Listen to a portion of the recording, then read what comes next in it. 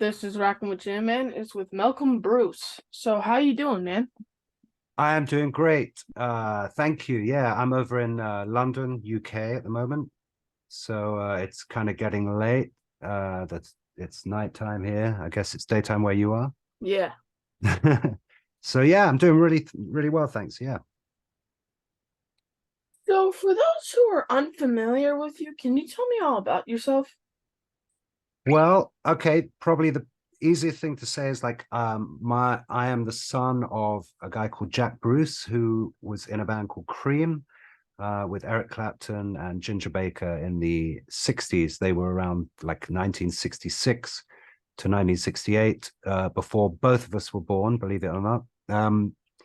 And so they were a kind of iconic rock band that paved the way for Zeppelin and all kinds of things afterwards. And so I am the son of the guy that sang and played bass and wrote the songs in that band. And I've also got a career. I'm playing with a lot of different people, making my own music as well.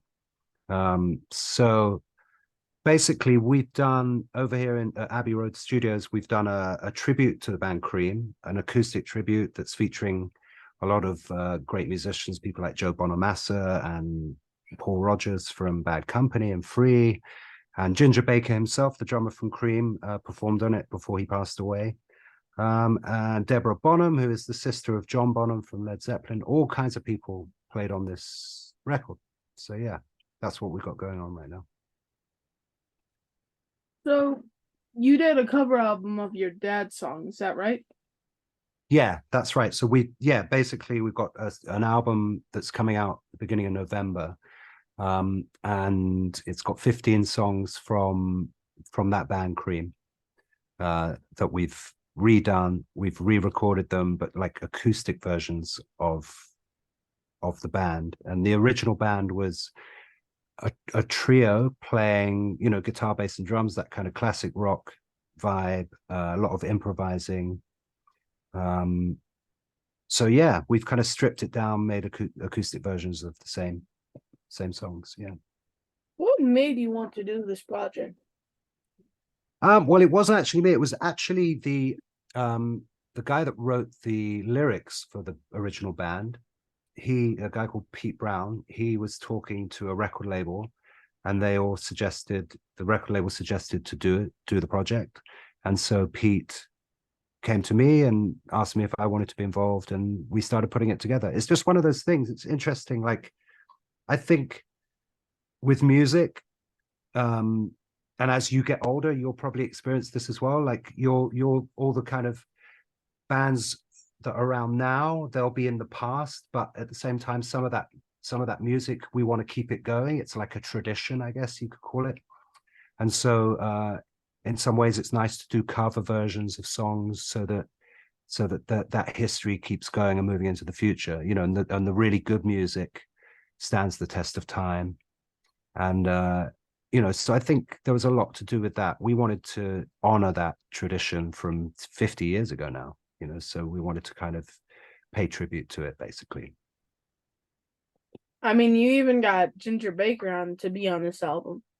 Yes, yeah, we got Ginger on that, and that was really nice because Ginger sadly passed away, but managed to do this record. It was like his last recording session that he ever did, so we felt really honored, um, and he played really well. He played really great on the record, so we're really pleased about that. And the first single that's coming out, or is already out, is called "Sunshine of Your Love," which is one of their best known songs. And Ginger's playing drums on that with Joe Bonamassa playing guitar and singing. So it's pretty nice.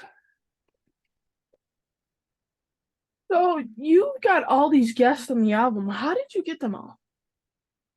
Ooh. Oh, yeah. Well, it's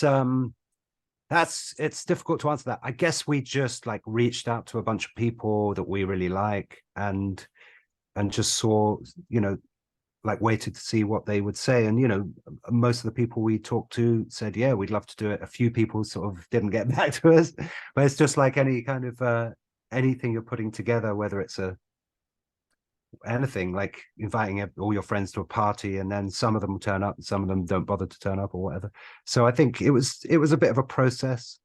Um, and some of the people we knew already, or some of the people that were involved in the project knew already, so it was really easy to just like send them an email or call them up. And then other people we didn't know so well, but most of the people involved had all worked together in some way, in some combination or other along the way in the past. So it was pretty straightforward.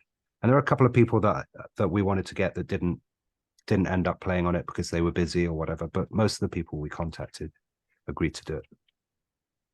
And one notable missing guest is Eric Clapton. Did you reach out Yes. to him at all? I think somebody did, but I think possibly Eric. I don't know the real reason, and I don't want to speak on his behalf, but I think possibly the reason that he didn't do it, he might have just been really busy, or he might not have wanted to do a tribute to himself, if that makes sense. Even though Ginger did end up doing it, it's a bit like somebody you have a hit record, and then somebody asks you to play on a cover version of the hit record. So I think Eric, maybe he was just happy to like leave the history where it was for himself. But I don't know. Maybe he was on tour and he just wasn't free, or whatever. Eric's Eric. I mean, he's such a big star that he's not going to agree to do everything. So, What do you think about AI? wow, how much time have you got? AI is really interesting because, and I'm sure you're going to experience this a lot or already are, like all the possibilities that AI bring, but also the dangers of it too. The dangers of, especially for creativity, and you know what happens if AI can do everything that humans can do, but better and quicker and much bigger, but it's somehow missing a soul or missing that human thing that makes things good, that makes things real, that feel like they've got some kind of spirit to them or soul to them. And I think the danger of AI is that can replace all that stuff, but then we'll start missing something. And I think with music, especially, if you can program AI to write an infinite amount of songs, and then what happens with a human that wants to write a song and they don't get the opportunity anymore to have it on the radio because there's an infinite amount of songs written by AI? I don't know. I mean, I guess we're about to find out, or we're already finding out. Like I could have a kind of deep fake version of myself, and then you could ask my publicist to do an interview, and you wouldn't know whether it was me or the deep fake, and that would be kind of weird because then you wouldn't be actually connecting with another human being. So I guess in scientific circles they call it the singularity. So we get to a certain point, and if we cross that point, then AI starts thinking for itself and it starts creating for itself. And then humans might start getting into trouble because the AI might try and take over the world, and there might be a battle for survival of the human race. I don't know. I mean, I guess we're going to find out. Hopefully they'll keep controls over it so that it doesn't go too extreme, but we'll find out. You recorded at a very famous place. Can you tell me about that? Abbey Road Studios. Yeah. So Abbey Road Studios is, well, it has a long history going back to probably the 1920s, the 1930s, when they recorded classical music there. So they would record orchestras and things like that. But then in the 60s, became EMI Studios, and that's where the Beatles famously recorded a lot of their very famous records, and then also Pink Floyd, Dark Side of the Moon, which is another very, basically a lot of the big famous records from the classic rock era were recorded there, and it's just carried on since then. And they have three main studios: Studios 1, 2, and 3. Studio 2, I think, is the famous Beatles one. And Studio 1 is a huge big room where they still record orchestras for a lot of the Hollywood movies, Harry Potter or whatever.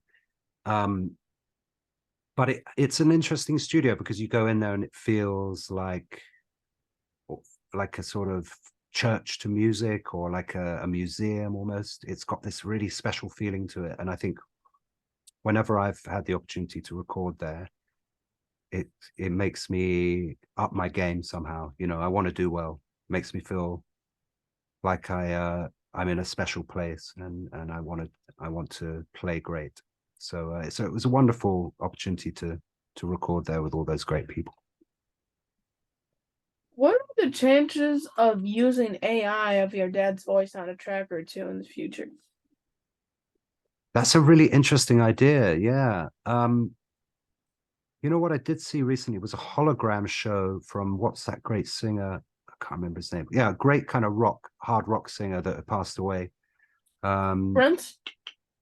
Not Prince, no, no, I might like more of a kind of sort of metal rock singer from the Dio. Dio. That's it. Well done. Yeah, Ronnie James Dio. So I think, did you see any of that show? Because Yeah.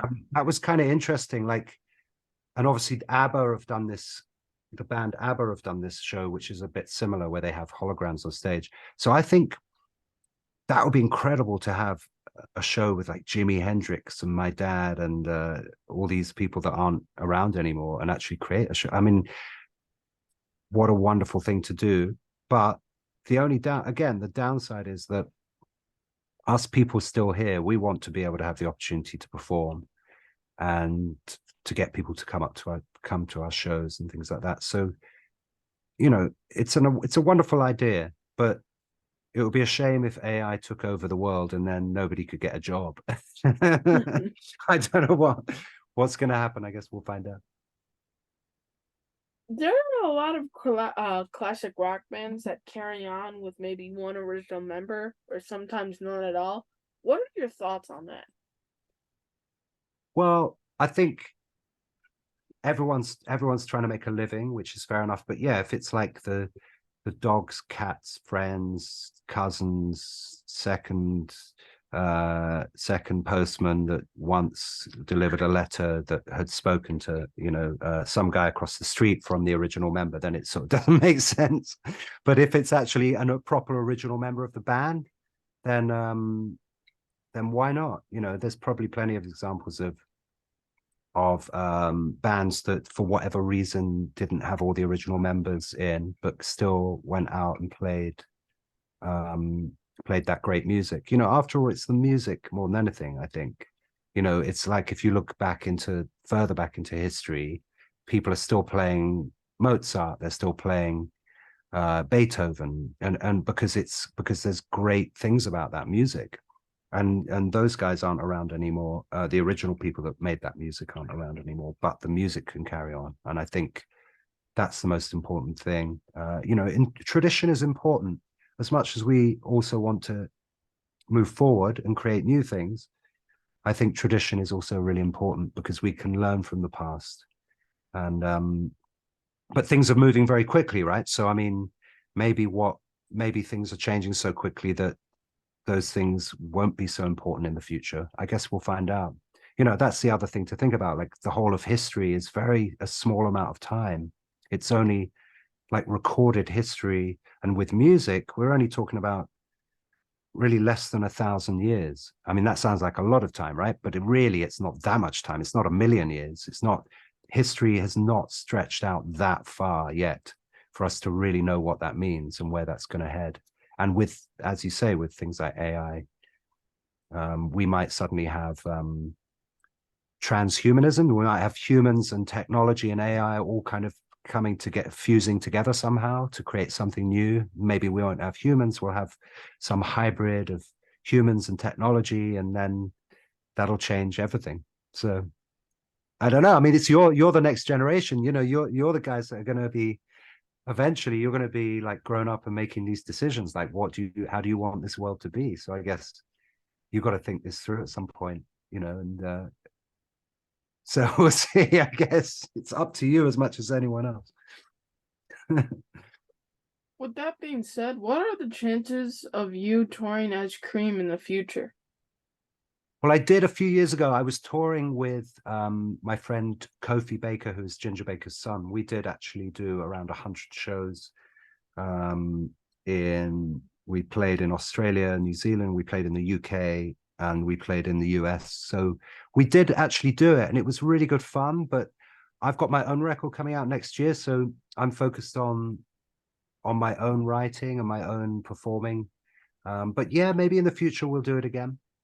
It's great music to play. It's great fun to play on stage, and so you know that option is always there. But next year I'm focused on this my new record, which is called Fake Humans and Real Dolls. So it's actually based on the AI, like talking about a lot of that kind of stuff.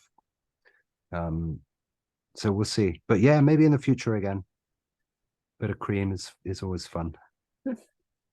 Now, with your dad and Ginger, we're in a band together called the Graham Bond Organization. And from what from I heard they hated each other back then and even fist fought each other a few times on stage. Is that true?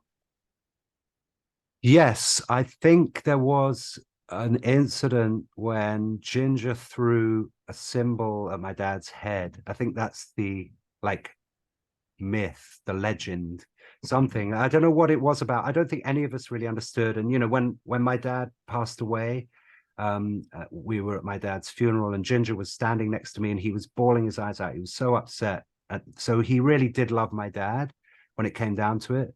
But but for some reason, it was like you know, you could call it sibling rivalry. So like they were so close, they were like brothers.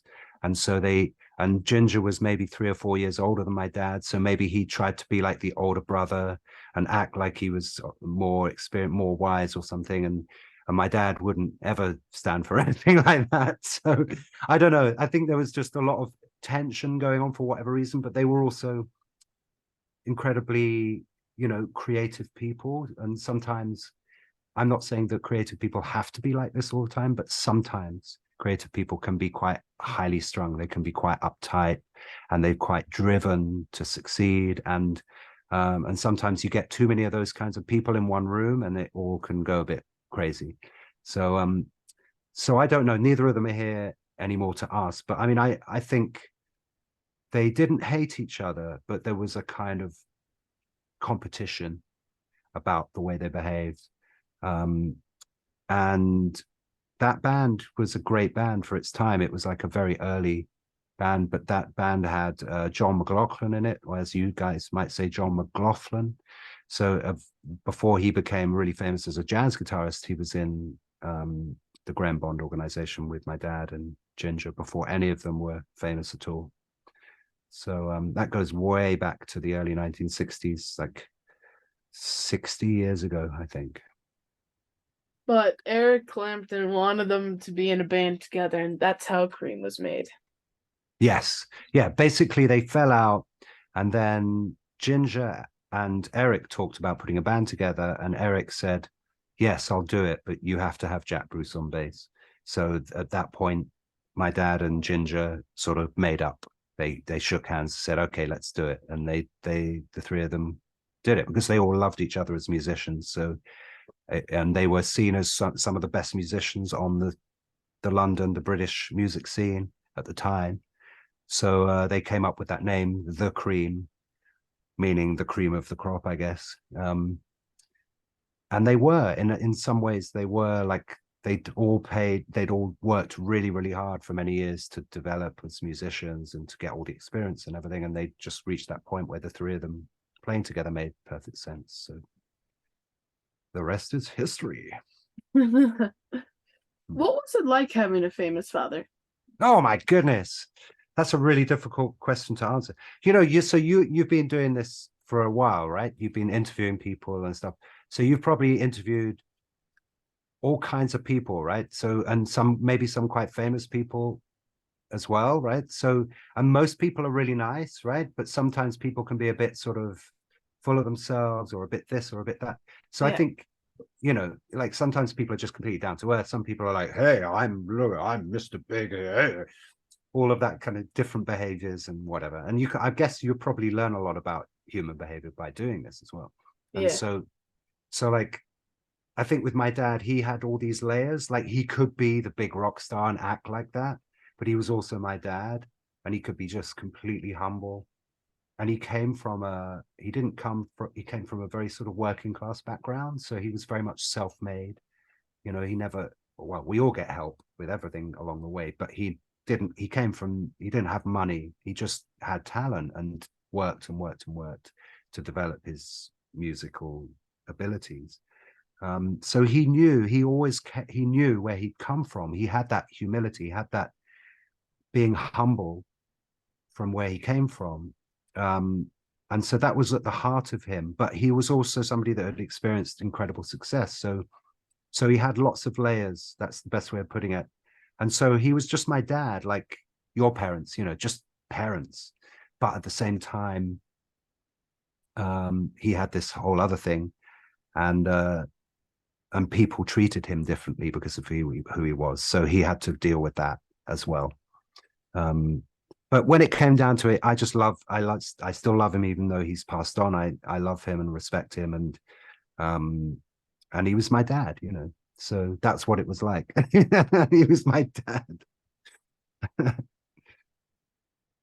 Did you always want to follow in his footsteps? Yeah. So how old are you now? 12. Oh, okay. Oh, you're older. Oh, okay. So like I think when I was 8, I kind of decided that's what I'm going to do. I'm going to be a musician. I think around the age of 8 or 9, I'd already been playing the piano from the age of 5, and the bass from the age of 8, and the guitar from the age of 9. And that was it. I just didn't really think about doing anything else from that age onwards. Um, and I guess that's a natural thing. Like I guess your dad is taking these wonderful photographs, so he loves music, and so you've been around it, and then you're naturally wanting to do what you're doing at this point. So we learn, we learn from our environment, we learn from our parents. Um, and I think it was just a completely natural thing for me to do. I mean, it hasn't been an easy thing. I mean, maybe if I'd been an investment banker, I might have done a bit better financially. These days, it's being a musician you can be really successful, or it's just so many different factors to success, and it's a roller coaster. You can be doing great for 3 months of the year, and then it takes another 6 months to set up the next amount of work, and so it's not a conventional life, but it's what I've always wanted to do, and it's who I am. So I couldn't really do anything else. You know, Um, when you were making this album, did this bring you memories of your dad? absolutely, yeah. I mean, because I grew up around him and the music, there is that association. So yeah, absolutely. I mean, it's our relationship was based on that bond of music, the love of music that we had. And we would talk about music, we'd play music together, we'd improvise together at home. Um, he'd encourage me, he'd advise me. I played on his records. Um, I did some touring with him, and I was just sort of around all of it. So yeah, I mean, music was what we did. And so yes, especially doing this record, playing his songs. He made a lot of music apart from Cream. The band Cream was around for about 2.5 years, but he had a career that was over 50 years. So it's interesting, and that can happen with a lot of artists where they have success with one band, but but they're not so well known for all the other things they did. Um, but with Cream's songs, that's it's the association with my dad, the way he sang them, the way he played them on the bass, and Ginger and Eric too. The way that they all approached it. So yeah, absolutely, lots and lots of memories. And because we did it with this guy Pete Brown, who wrote the words for all the songs, for a lot of songs, um, and Ginger came, so we had two of the guys that were involved in the original band as part of the project. So yeah, lots of great memories um, about my dad and about all those guys. What is the best venue you've ever played? The best venue? Whoa, I don't know. Where about which part of the states are you? West, east, mid? I'm Eastern. I'm Buffalo, like right, Oh, yeah, I yeah, know Buffalo. yeah, Yeah, right by the Great Lakes and like almost in Canada, almost in right on Canada. top of us. Yeah, yeah, it's beautiful up there. Yeah, I know Buffalo. I played a gig in Buffalo, but I'm trying to remember what it's called. But no, I mean, I love. There's some amazing venues all across America. All those theater venues. Um, I mean, last time I was in the States touring was just before the pandemic, 2019. Um, and I played a place in New York City called Sony Hall. That's a really lovely venue. But I used to play BB King's in New York a lot, and Iridium. But then there's all those theaters. There's the Paramount, which is an amazing club on Long Island. That's a great place to play. There's just too many to name. When you've played like a couple of hundred different theaters across America, all of them, there are just incredible venues right across America. And there's some great venues here in the UK, great venues in Europe, all over the world. So it's really hard to pick out one. What's the worst? Oh, I Got don't you know, there. man. That's tricky.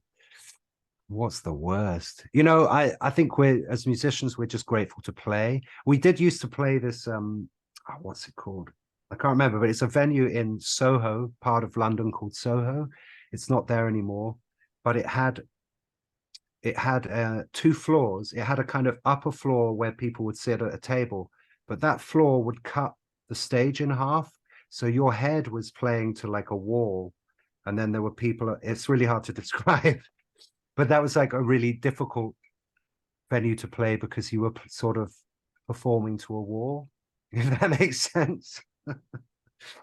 um, so yeah, I don't know. You know, listen, man. You know, if you're a musician, you're just grateful if you can play in a venue and people want to hear what you're doing and appreciate it. You know, that's the joy of performing.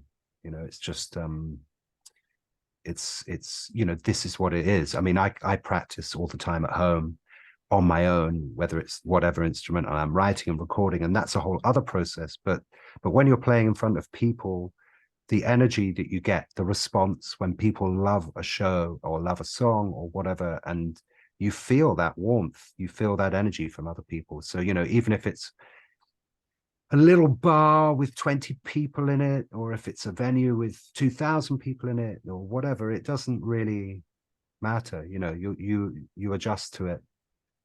I'm just being polite.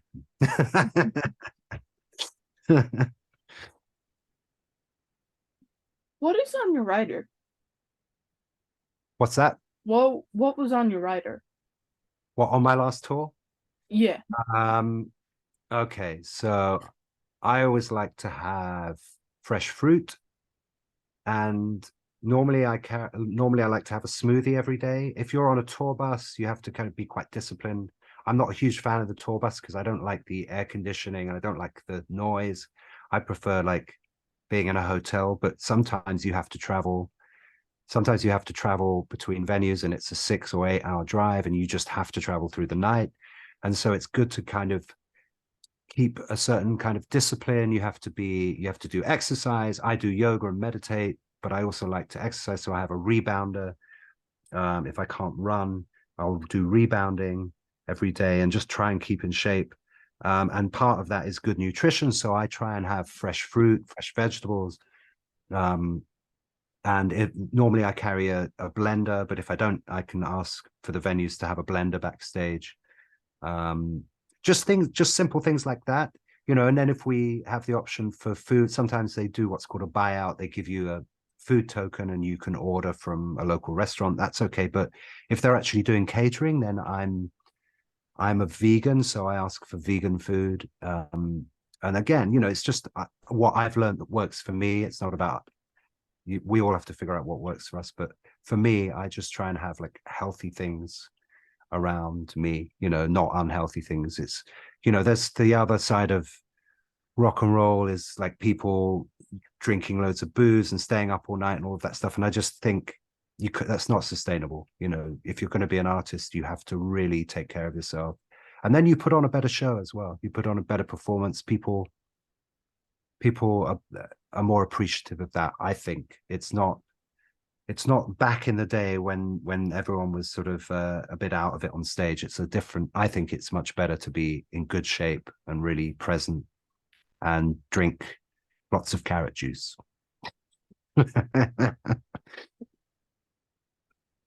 Do you have a ritual before you go on stage?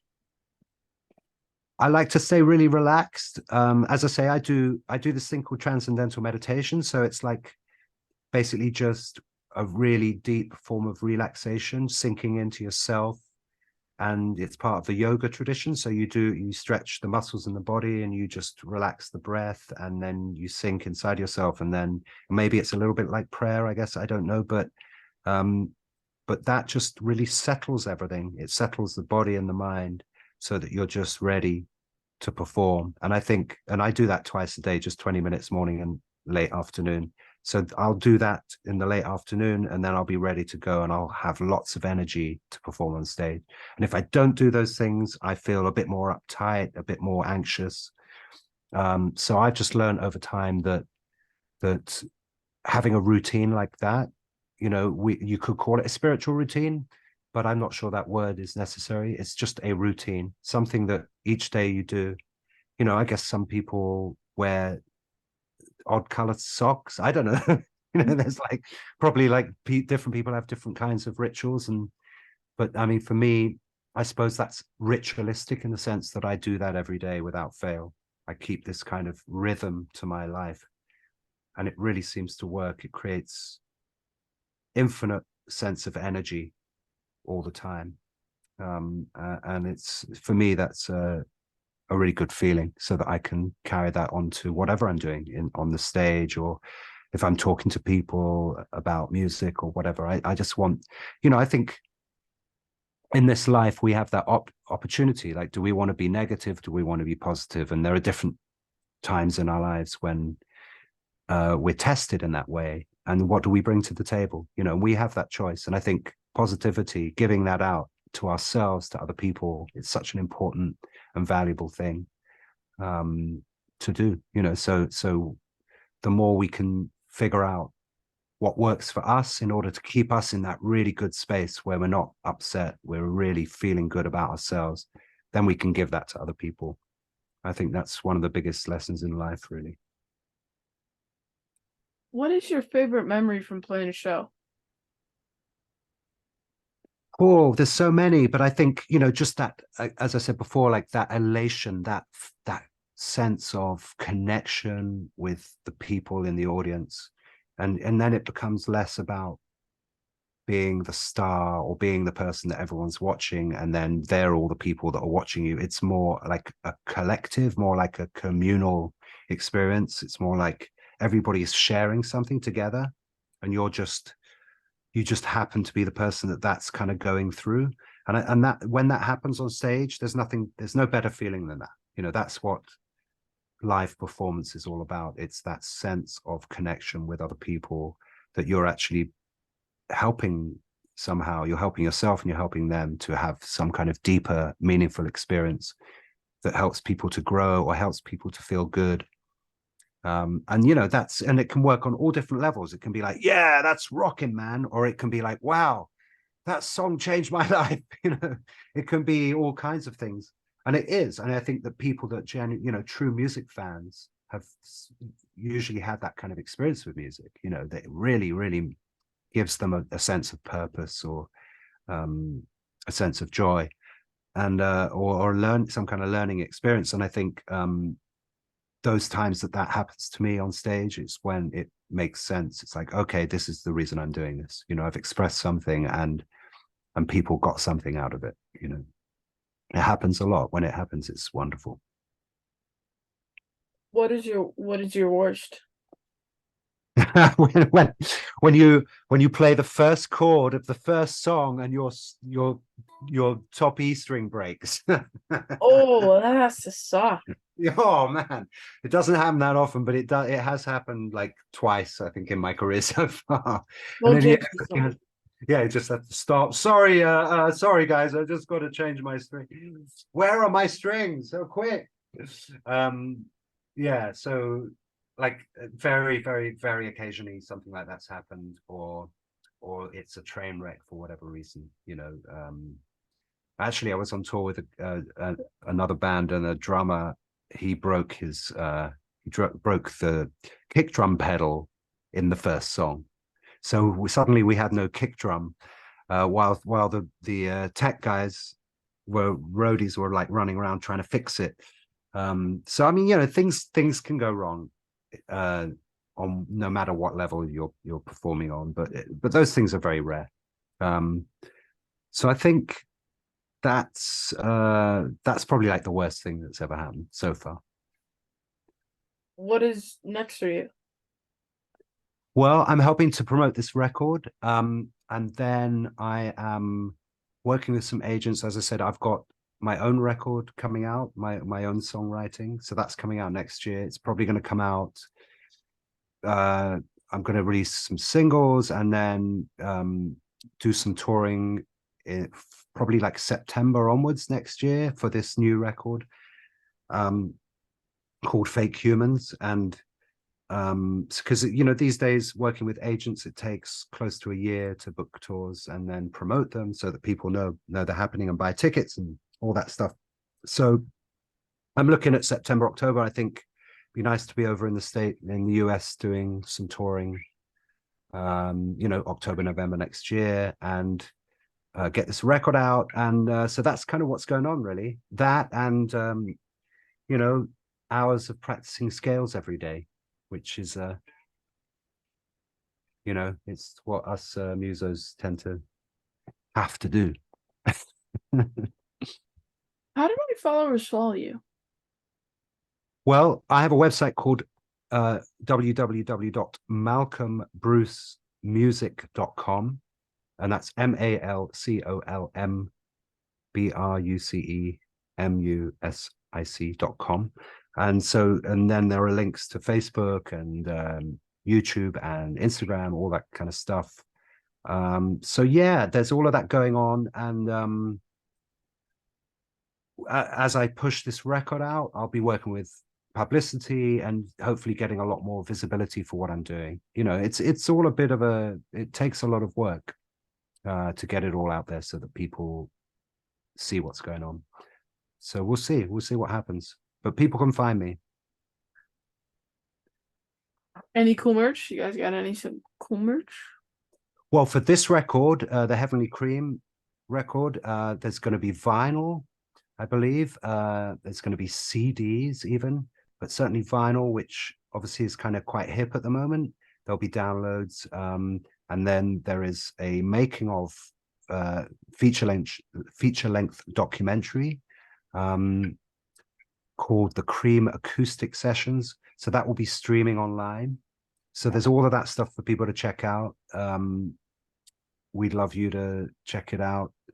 And the documentary is really interesting. It's got interviews, it's got performances of the actual performances of the songs, all recorded in Abbey Road, and people can buy the vinyl, they can buy a download, all of that kind of stuff. So at the moment, that's kind of the merch that's out there for this project. You guys got to hook up your boy with some fresh gear, bro. Come on, man. We can do that. I will consult the oracle of the boss oracle, and we can get back to you through John Lappin, the publicist. We'll make sure we will hook you up with something for sure. No, absolutely. Awesome. You've got to have that, man. I mean, I'm sure you've got some stuff there in the background from other people, Yeah. right? I mean, I got this. I remember this was one of oh wow, it's been here for a very long time. It's all dusty and stuff. But Okay. Who's that? Who's that from? he's Killer Granny. Killer Granny. Yeah. I haven't heard of Killer Granny, man. Is that like a speed death metal band or Yeah. something? Uh Okay, cool. That's fantastic. Yeah, listen, it's all when it comes down to it, it's all about the merch, right? It's all about the freebies. It's like, I mean, I'm like that, you know, give me some merch. I'll be contacting the record label to get my own merch. No, we'll definitely hook you up with something for sure. Yeah, no, because we really appreciate the support and getting the word out for this project. So, Appreciate it. it's really cool that you're doing this. So you, at your age, like, and you're into this thing, and you get to talk with all these great people. It's very cool. Thank you so much, man. I really appreciate that. So, fun Oh, question time though. You're on death row and it's time for your final meal. What yeah. is on the menu, bro? Okay, so first of all, a double espresso with lion's mane mushroom powder in it. Okay, because lion's mane mushroom powder, it's one of the seven super mushrooms. Okay, so it regrows. Well, listen, if I'm about to be electrocuted or shot or whatever the death row thing is at the time, I don't really know why I would want like something really healthy. But at the moment, as I say, I'm vegan, so it would be like a vegan cheeseburger with sweet potato fries, but definitely the coffee with lion's mane mushroom powder, because that regrows the synapses in the brain. It's a natural antidepressant. It makes you feel really good, like all glowing and warm and fuzzy inside. And so as I'm walking down the corridor to my death, I'll be feeling great, man. It'll be really good. Are you sure though? It's gonna be the last thing you'll eat. Are you sure you want to get only like vegan stuff? You can finally have another cheeseburger or steak. You know what? It'd be tempting, but I mean, yeah. I mean, I listen. Like when I was your age, I was eating meat. I grew up eating meat, so I know what it tastes like, and I know that it's delicious. But for the last like 20 years, I've been vegan, and I really enjoy being vegan. It's not. I don't judge other people for eating meat. I'm not like one of those people that has a problem with other people doing what they want to do. But I just decided for myself that vegan food is makes me feel really light and full of energy, and so kind of I and seems to work for me and my body. So yeah, on death row, man, come on, bring it on. The full on like 5 course vegan meal, vegan ice cream. Maybe I'll Tofu. have, you know, yeah, tofu. Maybe I could have like a couple of sort of I don't know, people like massaging my toes while I'm eating the ice cream, and I could have like a big widescreen TV and watch some really cool music or something as they're going, okay, bring him in. Okay, bring him in now, you know. No, man, look, I need 5 more minutes. I haven't finished my ice cream yet. But yeah, no, I'm not sure I'd go back to like the carnivore, like eating meat thing if I knew I was going to get electrocuted in 20 minutes. I'd still be like, I'm going to. But you know what? If I was at that point, I probably wouldn't want to eat anything. I'd be too stressed out. I don't know. Hopefully it's not going to happen because I'm a really peaceful guy and I don't like violence. I'm not into all of that violent stuff. I like being kind to people and I like animals too. So there you go. This next question might change your answer. So, if Okay. death row and time is over, how are you getting executed in prison? What if I had the choice? Yes. What are my choices though? Like, I mean, there's people still do hanging. You can like get oh man. Do you watch all those shows? I know in the US, because I lived in the US a lot. I lived in Nashville and San Francisco. I've lived and traveled in the US a lot, and I love the country, even though I'm in the UK and I'm from the UK. But I know on like US TV and even on YouTube, there's like all those TV shows about death row and all of that. So I guess it's kind of from that angle. Like, do they get to choose though? But you're just asking me if what I would. yeah, no, Okay. nobody gets to choose. I'd like to be tickled to death by no, Children. I don't know. No, I mean, like, what would be the most painless? That's the thing. Maybe I guess maybe like Lethal I'd injection first, then? well, but jeez, man. No, like yeah, I guess so. But could I please have like a massive shot of like Oh, I know what you would like. MDMA first, right? So like something feel good drug that makes me feel so chilled out, and then you could inject me with the lethal dose of whatever, as long as I don't have to feel like really awful as I'm dying. If I feel really nice, like just some really strong opiate that just knocks me out. I'm not even awake, and then they can just give me the death shot. How about that? You would probably like firing squad. Yeah. Well, Ah, well, it would be painless. You just get shot in the back of the head. oh my God, man. No, I mean, yeah, that's well, what? So you'd have to they turn you around, they put a thing on your head and they turn you round, or Yeah. what? Yeah. Okay, that sounds all right. But what about that moment that the 5 bullets or whatever hit your skull? Wouldn't you feel it at that point? I suppose it wouldn't matter, right? But no, like it goes instantly through your brain. When you get like a headshot or anything in your brain, you instantly die. Okay. Well, if it goes through, sometimes Yeah, it's yeah, yeah, yeah. No, no. Anyway, like, there's no going back. Absolutely, yeah. It'd be pretty much instant.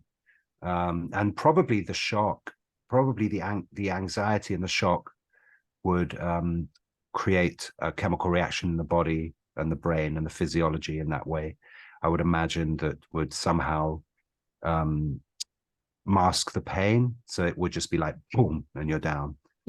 Um, but I'm not planning to go that way. I'm planning to live forever and sort of transcend death and enjoy life. You know, at least for the next, I don't know, what do you reckon, 200 years? yeah. You know, by the time you're a grown up, they'll have because they're working on it with nanotechnology and all kinds of stuff. You know, they're crossing that line to be able to sustain life indefinitely with, you know, they'll put the little nanobots down into your cells and they'll fix all the little cells dying off and they'll regenerate all the cells. And, you know, so if, as long as you've got enough money, you'll be able to keep yourself going indefinitely, I would imagine, in the next 50 to 100 years. So you'll be fine. And I'll be fine too. I'm just loads of yoga, standing on my head, vegan food, early to bed, that kind of thing. So, if you could have any superpower, what would you choose? Wow. You know, I think, like, again, one of the things I'm experiencing with, like, my spiritual practice, my yoga and meditation is that you end up that we all have all of that stuff actually. And so that superpower is just being a good person. And, you know, that the kind of basic law of karma, it's like what you give out, you get back. And so I experienced that, and I'm not perfect. I'm not claiming to be perfect, but you know, when you're kind to somebody, then that can create a ripple across the universe. I'm sounding like a hippie now, but like the simplest act of kindness is the biggest superpower that anyone can have. And I think we forget that sometimes because we get stuck in our heads or our egos, we try and prove ourselves, all of that stuff. And that's natural too, you know. But learning that lesson, like what we give out, we get back. And I think that is the biggest superpower. So if I want to say that I want to keep developing my superpower, it's that. It's like being a decent person, being all right, being treating other people the way I want to be treated. And you know, then hopefully that has an effect, a positive effect on the world. You know, I mean, also maybe I could, like, I don't know, be able to fly instantly across the sky at like 20,000 feet at the speed of light. That would be kind of cool too. So maybe I'll go for that as well. But kindness, I think, is the biggest superpower that all of us can develop. 5 p.m. Sorry about that, man. Oh, that's all right. That's all Yeah, right. yeah, Somebody's talking to you. Your AI is telling you yeah, it's yeah. Sorry, man. 3:55. That's all right. Technology. I'm so sorry. Oh my goodness. Well, we're speaking through the amazing technology of thousands of miles apart, and we're still being able to have a conversation, and it's pretty much in sync. It's not, there's no delay, super delay or anything like that. It's kind of cool, right? Yeah. So let's say you could choose any song ever written by any band, and you can change that song to where you were the one who wrote it and it was your song. What song would it be and why? Oh my goodness me, that's a really difficult question. Like, one of the first songs I remember listening to is a song by Jimi Hendrix called Stone Free. And so maybe that song, because it's so cool, like it's just a really cool groove. And the way he sings it and the way he plays it, it's really cool. And I was really inspired by that early on to get into being a guitar player. I was probably like 7 or 8 when I first heard that song. In fact, I'm remembering my dad gave me, this will age me, put an age on me, but my dad gave me a cassette of the record, man, a cassette. You know what a cassette is, right? Yeah. Yeah. So, yeah. So, I mean, but they're not that common anymore, obviously. But, so I had a cassette of that album and it was like a compilation album. So I think it was called Jimi Hendrix Stone Free and the title track was Stone Free, which was never one of his original album titles. But anyway, so maybe that song, because it's just one of those really early memories of a cool song by one of my favorite artists of all time and many other people's favorite artists of all time. You know, Jimi Hendrix, he was an incredible artist. And, you know, my dad got to know him back in the 60s as well. So that was, I never met him, but my dad knew him and played music with him. And actually, Jimi Hendrix famously played my dad's song, Sunshine of Your Love. So there's a bit of a connection there. But before I knew any of that, I loved that song. And so if I could have written it and performed it and be famous for doing that, that would be kind of cool, right? Well, thank you for being on my show. It's been a pleasure speaking with you, and I hope we talk at the backstage at one of your shows. Thank you so much. Yes, absolutely, Jaman. Thanks for having me on. Really appreciate it. And we'll work on that merch for you too. Thank you, man. All right. Take it easy. Have a good one. You too. Bye Thank bye. you.